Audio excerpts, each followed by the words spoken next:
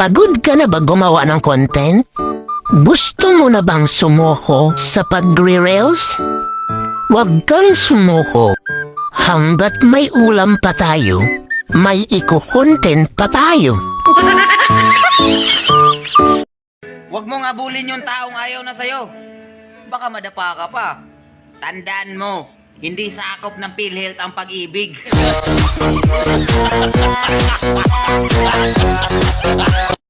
Mga palatandaan kung ang isang tao ay nagre-reels. Nagbi-video habang naglalakad. Nagbi-video kapag may nakikitang mga bulaklak. Kapag sumasapay sa mga sasakyan, nagbi-video din. Nagsa-shopping, nagbi-video. Nangunguha ng malunggay, nagbi-video. At higit sa lahat, pinapasayaw ang mga anak. Kang mag-alala kung single ka.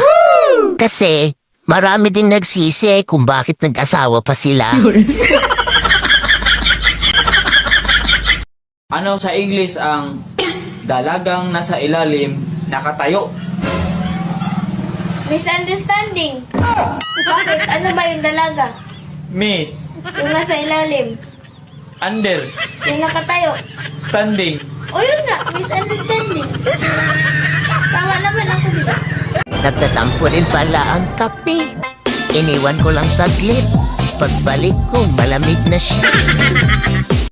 Ang pagre-reels ay may magandang naidudulot din.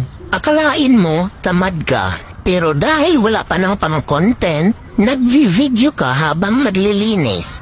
O diba, nagiging masipag ka?